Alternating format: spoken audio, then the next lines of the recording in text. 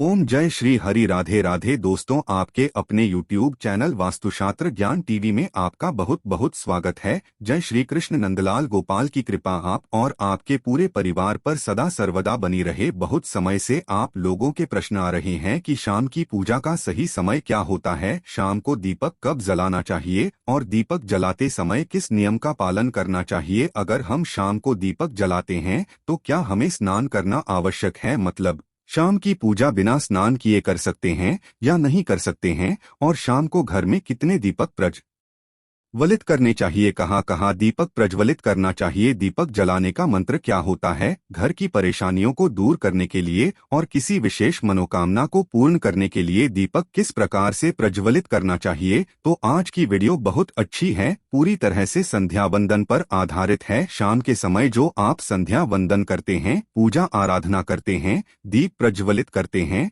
वह किस प्रकार से आपको करना है, किस नियम का पालन करना है, मतलब आज की वीडियो पूरी तरह से आपके प्रश्नों पर आधारित है, जिनका उत्तर मैं आपको शास्त्रों के अनुसार देने का पूरा प्रयास करूंगा। तो वीडियो को पूरा जरूर देखें, और अगर आपको आज की वीडियो अच्छी लगे तो इसे लाइक जरूर कीजिए, क्योंकि आपके लाइक्स और आपके कमेंट मेरे लिए बहुत महत्वपूर्ण होते हैं। यह एकमात्र जरिया है जिससे मुझे पता चलता है कि आपको यह वीडियो अच्छी लगती है और आपके लिए यह वीडियो उपयोगी है। तो अगर वीडियो अच्छी लगती है तो लाइक जरूर करें। इसके साथ ही कमेंट बॉक्स में श्री कृष्ण गोपाल नंदलाल के नाम का जयकारा भी जरूर लगाएं, इससे आपको सकारात्मक ऊर्जा की प्राप्ति होती है। और अगर आपका कोई भी सुझाव हो, कोई भी प्रश्न या कोई विशेष वीडियो देखना चाहते हैं तो उसके लिए भी कमेंट बॉक्स में जरूर लिखें। और हाँ, चैनल पर पहली बार आए हैं तो अभी तक आपने चैनल को सब्सक्राइब नहीं किया है तो कर लीजिए। आज की वीडियो अगर आपको अच्छी लगे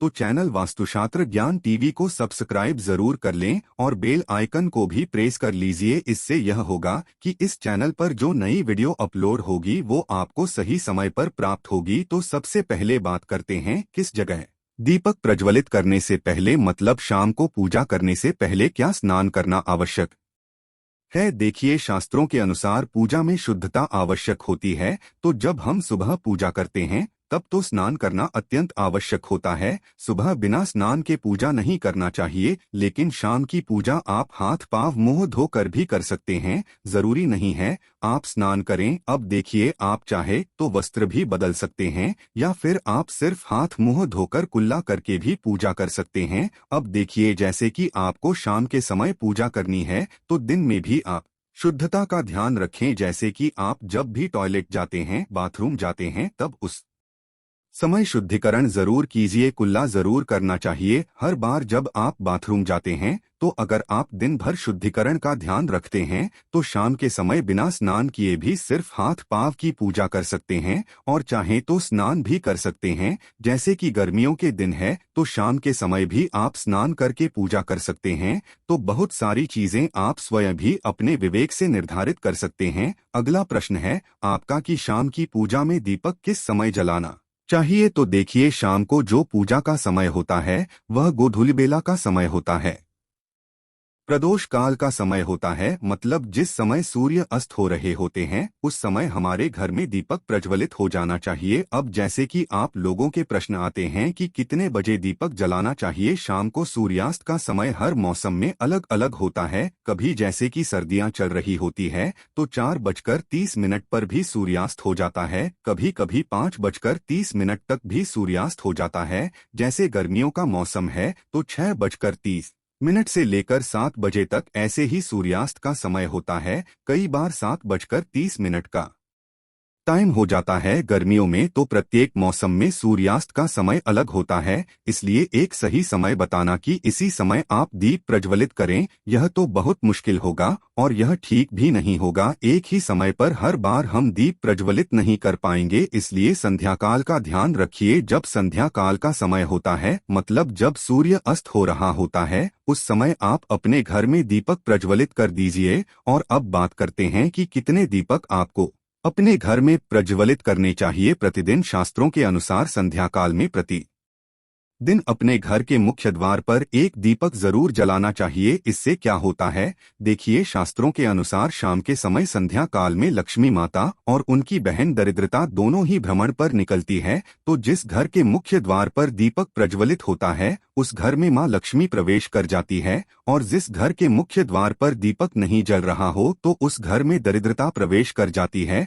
तो इसलिए माँ लक्ष्मी का प्रवेश आपके घर में हो, इसके लिए घर के मुख्य द्वार पर एक दीपक जरूर प्रज्वलित करना चाहिए। और हाँ, घर के मुख्य द्वार पर जो दीप प्रज्वलित किया जाता है संध्या काल में, इसके बहुत सारे फायदे शास्त्र में बताए गए हैं। शास्त्रों के अनुसार संध्या काल में जिस घर के मुख्य द्वार पर दीप प्रज्वलित होता है उस घर में किसी भी प्रकार की नकारात्मक ऊर्जा प्रवेश नहीं करती है। कोई भी वास्तु दोष आपके घर में हो, अगर आप मुख्य द्वार पर दीप प्रज्वलित करते हैं तो समस्त प्रकार के वास्तु दोष से मुक्ति मिल जाती है। और अगर आपके घर में पितृदोष है जिसकी वजह से परेशानियां आपके घर में बनी हुई है, तो घर के मुख्य द्वार पर जो हम दीप प्रज्वलित करते हैं इससे घर का पितृदोष भी समाप्त हो जाता है। और इसके अलावा घर में किसी भी प्रकार की अशांति रहती हो या फिर आपके घर में बीमारियां बहुत रहती है, कलह रहती है, आर्थिक तंगी रहती है, तो घर के मुख्य द्वार पर हम दीप प्रज्वलित करते हैं तो समस्त प्रकार की परेशानियों से, दुखों से आपको मुक्ति मिल जाती है।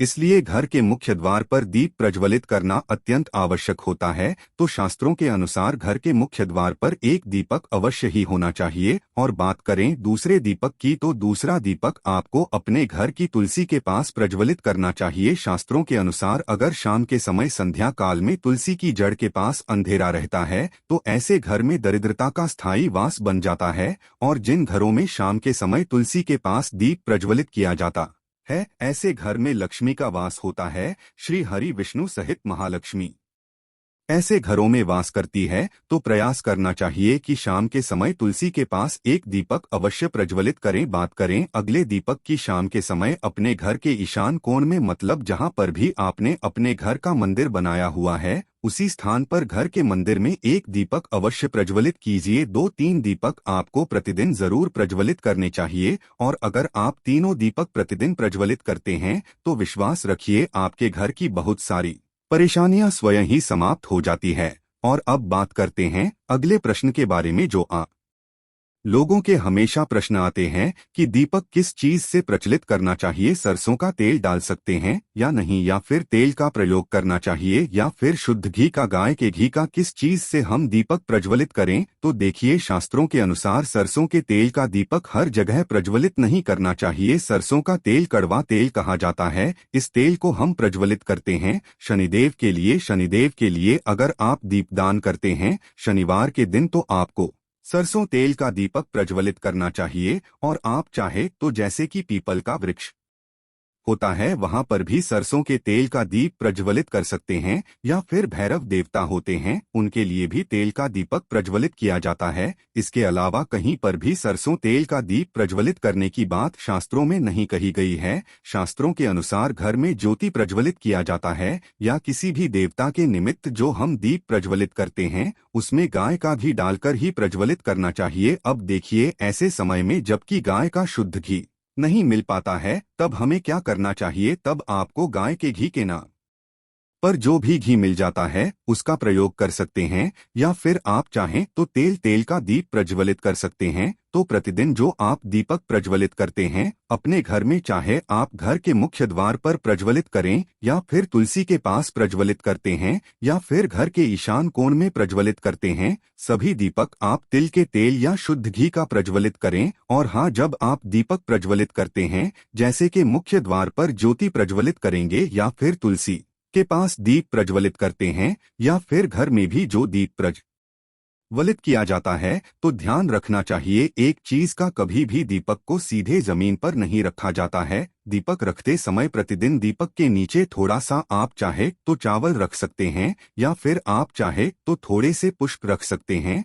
और हाँ, अगर आप दीपक के नीचे चावल रखते हैं तो इस बात का आपको ध्यान रखना है कि चावल अखंडित होना चाहिए, क्योंकि ऐसा माना जाता है कि अगर टूटे हुए चावलों का प्रयोग हम पूजा में करते हैं तो किसी भी प्रकार से, चाहे दीपक के नीचे रखकर करते हैं या फिर अक्षत के स्वरूप में करते हैं, तो इससे घर में दरिद्रता रता आती है, इसलिए अखंडित चावल होने चाहिए अगर आप दीपक के नीचे रखते हैं। और जैसे कि कई लोगों के प्रश्न आते हैं कि प्रतिदिन जो दीपक के नीचे हम चावल रखेंगे तो उस चावल का अगले दिन क्या करना चाहिए, तो अगले दिन उठाकर आप पक्षियों को डाल दीजिए, पक्षी उसे खा जाते हैं। और घर में जो आप ईशान कोण में दीप प्रज्वलित करते हैं, मतलब घर के मंदिर में जो दीपक प्रज्वलित किया जाता है, उस दीपक को आप किसी पात्र में भी रख सकते हैं। जैसे कि एक छोटी सी प्लेट ले लीजिए, उसी प्लेट में दीपक रख दीजिए और उस दीपक को हम प्रज्वलित करते हैं। मतलब घर के मंदिर में जो दीपक प्रज्वलित करेंगे वहां आप किसी पात्र में भी रख सकते हैं, लेकिन सीधे जमीन पर आपको कोई भी दीपक नहीं रखना है, इस बात का ध्यान रखिए। और आपका अगला प्रश्न है कि शाम की पूजा करते समय किस मंत्र का जाप करना चाहिए। दीप प्रज्वलित करते समय दीप जलाने का मंत्र क्या होता है? शाम के समय जब आप दीपक प्रज्वलित करते हैं उस समय आप किसी भी मंत्र का जप कर सकते हैं। जैसे कि आप चाहे तो माता रानी कृष्ण कन्हैया के किसी मंत्र का जप कर सकते हैं। आपके कोई इष्ट देवता हो तो उनके मंत्रों का भी जाप कर सकते हैं। दुर्गा चालीसा का, हनुमान चालीसा का पाठ करते हुए भी आप दीप प्रज्वलित कर सकते हैं। मगर देखिए, जरूरी नहीं है कि आप दीपक जलाने वाला मंत्र ही पढ़ेंगे, किसी भी मंत्र को पढ़कर आप दीप प्रज्वलित कर सकते हैं, संध्या वंदन कर सकते हैं। क्योंकि शास्त्रों में कहा गया है कि मौन रहकर कभी भी पूजा नहीं करनी चाहिए। जो भी शुभ कर्म होते हैं वह मंत्र उच्चारण के साथ ही संपूर्ण किए जाते हैं, इसलिए मंत्रोच्चारण आवश्यक है। कोई भी मंत्र जपते हुए आप पूजा कर सकते हैं, संध्या वंदन कर सकते हैं, लेकिन दीपक जलाने का जो शास्त्रों के अनुसार मंत्र है वह मैं आपको स्क्रीन पर भी दे दूंगा और पढ़कर बता देता हूँ। मंत्र है शुभं करोति कल्याणम आरोग्य धन संपदा शत्रु बुद्धि विनाशाय। गीत गाया नमोस्तुते दीपो ज्योति परब्रह्म दीपो ज्योति जनार्दन दीपो भारत में पापा संध्या दीप नमोस्तुते। इस मंत्र का जब दीपक प्रज्वलित करते समय कहा जाता है कि सभी प्रकार के पापों से मुक्ति मिल जाती है और दीप देवता जो होते हैं वह हमारे जीवन में प्रकाश करते हैं। तो बहुत आसान है यह मंत्र, अगर आप लोग नियमित पढ़ेंगे तो निश्चित ही आपको याद हो जाएगा और दीपक प्रज्वलित करते समय आप बिना देखे भी पढ़ पाएंगे। और अभी आप चाहें तो इसे किसी कागज पर लिखकर रख सकते हैं और घर के मंदिर में भी रख दीजिए जहां पर आपको दीपक प्रज्वलित करना है। तो जब आप दीप जलाएंगे तब आप इस मंत्र को देखकर पढ़ सकते हैं